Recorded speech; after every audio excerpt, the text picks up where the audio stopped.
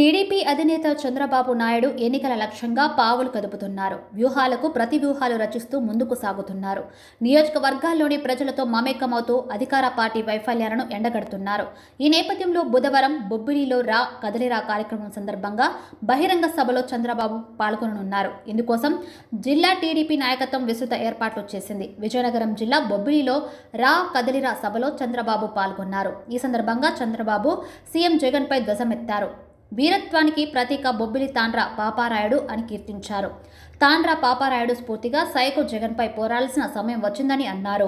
జగన్ చెప్పేవన్నీ అబద్ధాలేనని అన్నారు. వైసీపీ అధికారంలోకి వస్తే పెన్షన్ 3,000 ఇస్తారని జగన్ చెప్పారని, కానీ అధికారంలోకి వచ్చిన తర్వాత విడతల వారీగా పెంచుతామని మాట మార్చారని మండిపడ్డారు. గత ఎన్నికల్లో తాము గెలిచి ఉంటే మొదటి నుంచే 3,000 పెన్షన్ ఇచ్చేవాళ్లమని చంద్రబాబు అన్నారు. ఈ ప్రభుత్వం ప్రజలను రాతియుగం వైపు నడిపిస్తుందని, కానీ తాను ప్రజలను స్వర్ణయుగం వైపు తీసుకెళ్లేందుకు నూతన సంవత్సరాది సందర్భంగా సంకల్పం తీసుకున్నారని ఉద్ఘాటించారు. ప్రజలు రాతియుగం వైపు వెళతారో స్వర్ణయుగం వైపు వస్తారో నిర్ణయించుకోవాలని చంద్రబాబు పిలుపునిచ్చారు. రాబోయే భవిష్యత్తు తెలుగు జాతిదే అని విశ్వాసం వ్యక్తం చేశారు. ఇవాళ బొబ్బిలిలో ఇంతటి జన ప్రజంబనాన్ని ఎప్పుడు చూడలేదని, ఈ జనవాహిని చూసి తాడేపల్లి తలుపులు బద్దలు కావాలని అన్నారు. సీఎం జగన్ అప్పుల అప్పారావంటూ చంద్రబాబు ఎద్దేవా చేశారు. సీఎం జగన్ రాష్ట్రంలోని అన్ని రంగాలను రివర్స్ గేర్లో పెట్టి ఆయన మాత్రం దేశంలోని అత్యంత ధనవంతుడిగా ఎదిగారని విమర్శించారు.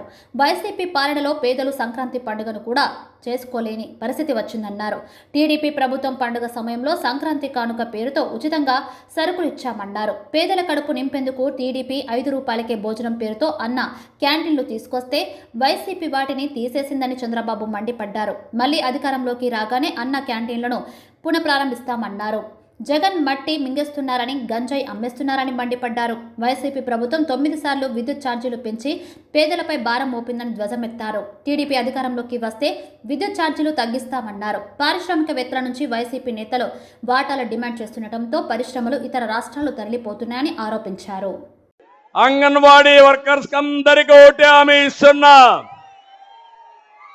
మీ జీవితాలతో ఈ ముఖ్యమంత్రి ఆడుకుంటున్నాడు. మీ జీతాలు పెంచింది నేను, మీకు శాశ్వతంగా ఒక అన్నగా ఉంటా, మీకు న్యాయం చేస్తా.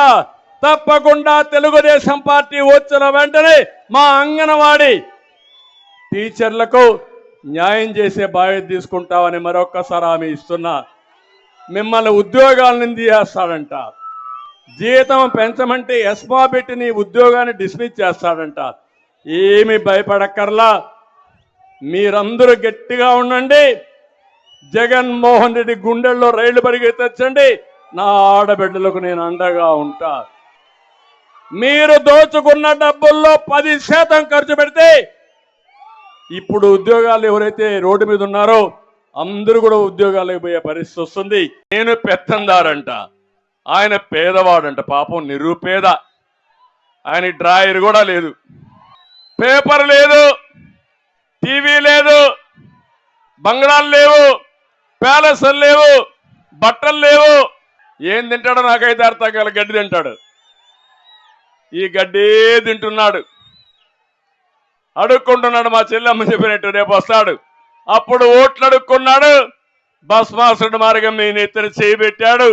ఇప్పుడు మళ్ళా కథలు గుద్దుడే గుద్దుడు. ఇప్పుడు 5 ఏళ్ళు వదిలిపెట్టకుండా గుద్దాడు. మళ్ళా ఓటేస్తే ఇంకా బానిసలమే. మనం ఆ విషయం గుర్తుపెట్టుకోవాల్సిన అవసరం ఉంది. ఏమవుతుందో చెప్పాల్సిన అవసరం మీకు అందరికీ ఉంది. ఎంత ఇదంటే కొత్త కొత్త అవార్డులు ఇస్తున్నాడు. ఎక్కువ తిడితే బూత్ శ్రీ, ఇంకా ఎక్కువ తిడితే బూత్ రత్న, బూత్ భూషణ్, బూత్ సామ్రాట్. ఎవడెక్కువ బూతులు తిడితే వాడికి ఎమ్మెల్యే సీటు, ఎవడెక్కువ బూతులు తిడితే వాడికి ఎంపీ సీటు. పోటీ చంద్రబాబు, పవన్ కళ్యాణ్, లోకేష్. తిట్టు నీకు పదవి ఇస్తా, తిట్టు నీకు సీట్లు ఇస్తా. ఇది రోత రాజకీయం అవునా కాదా అని మిమ్మల్ని అడుగుతున్నా. మీరు ఆమోదిస్తారా అని మిమ్మల్ని అడుగుతున్నా.